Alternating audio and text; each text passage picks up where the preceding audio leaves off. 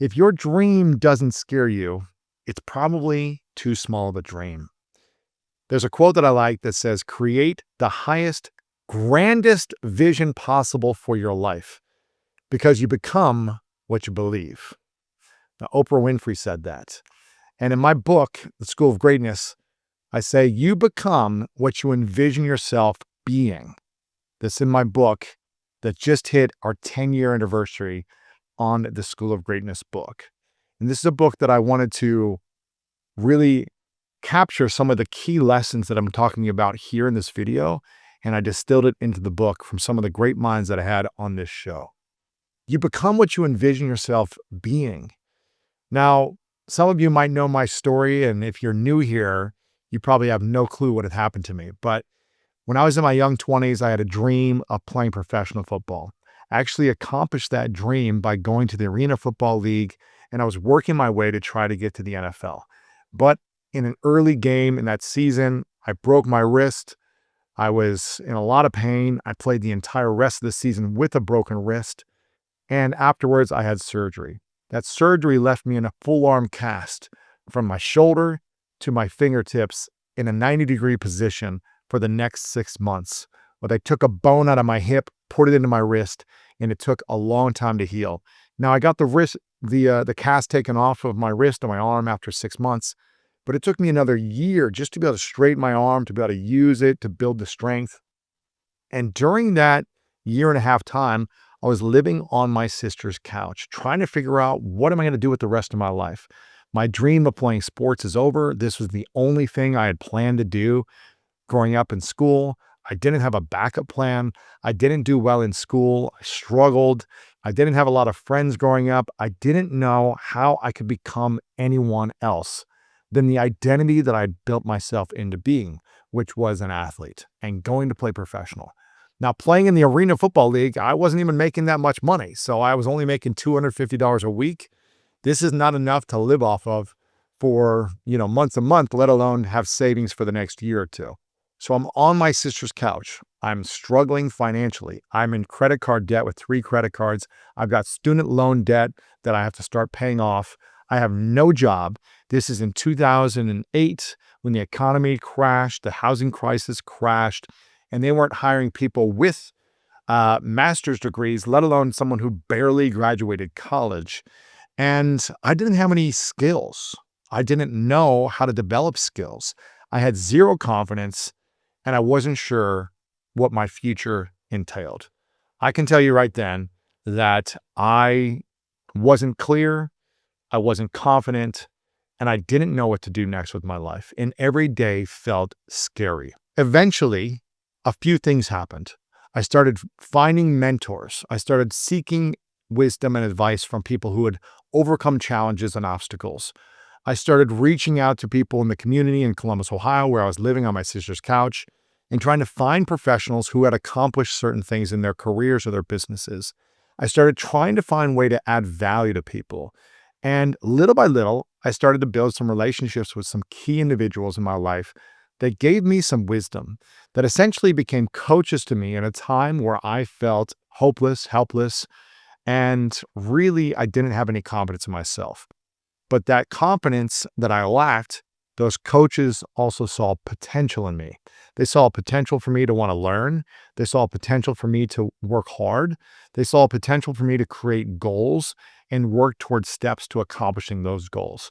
And because I had that willingness to learn, the willingness to be coachable, the willingness to work hard, to set goals, and try to overcome these challenges, they were willing to give me some time, to coach me up, to help me and inspire me a little bit. And all I did was start taking action. But early on, all of them said, what's your vision? What's your vision? What's your dream? What's your goal? And the key is you've got to have a clear vision.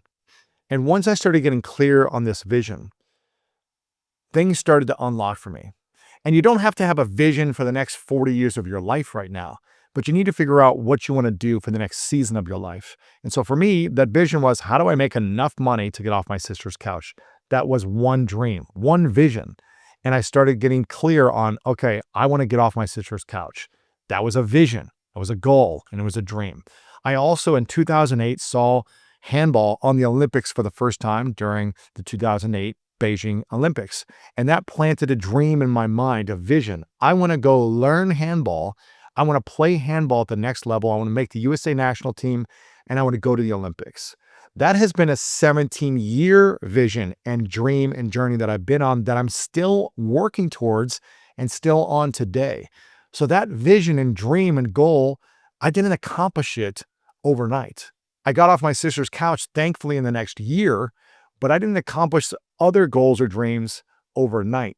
All these things take time getting clarity on of what you want and why you want it, and then taking time to creating a game plan to taking the steps to accomplishing those goals and dreams.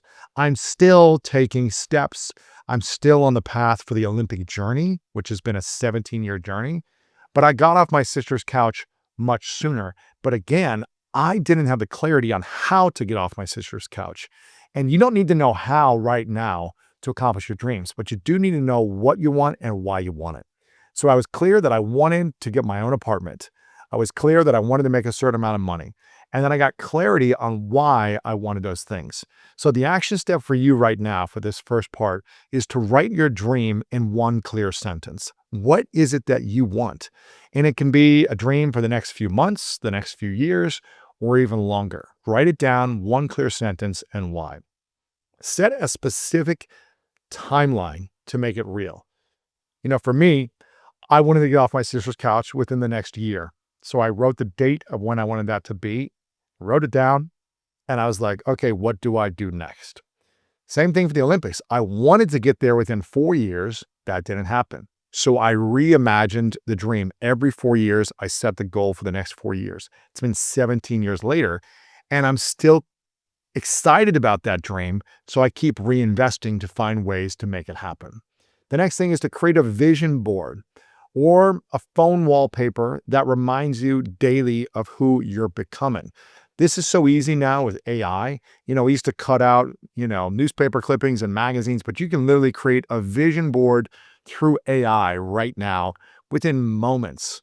You can say, use this one photo of me and put it in this way and all these different things. And it can make this beautiful wallpaper for you in minutes. So create a vision board or a phone wallpaper that reminds you of who you're becoming and want to become on a daily basis. This is like a visual mantra for yourself. It's like you see it and it psychologically and spiritually triggers you into taking the actions, to building the habits, to setting the boundaries, to creating who you need to become by visualizing that future version of you.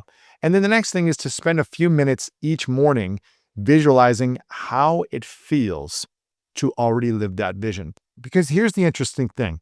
From all these interviews of almost 13 years of doing the School of Greatness, every single week, interviewing the most inspiring people in the world, we have learned over and over again through neuroscience, through research, through inspiring stories, through anecdotes on this show, that when you live a joyful, happy life, and you are just grateful for your life, you're excited, you bring joy, enthusiasm, positivity, and you act as if you have won the gold medal, you have accomplished the business success, you're in the marriage of your dreams. When you act as if it's happened already now, the vision you dream of is already, you're living it, and you wake up with joy, man, do you attract that thing so fast to your life? I'm telling you, it is like this magic tool that when you just show up fully expressive, excited, grateful, it's like you already won the lotto. It's like almost as if people want to be attracted to you. They want to find opportunities for you to get that even more. Your goals, your accomplishments, the things you're looking for. It's like the world starts putting it in your place and starts providing it for you faster. One, because you're clear on what you want. And two, because you're so grateful and excited to be alive. So everyone around you says, let's give it to them now. Let's get them there faster. And it is an amazing feeling. You can practice this daily of just, I am grateful to be alive, and visualize how it feels to already have the vision in your mind. The greatest people in the world didn't start confident. They built confidence, and there's a difference. They weren't handed opportunities, they created them. They didn't wait for the right moment, they became who they needed to become in order to create the moments in their life.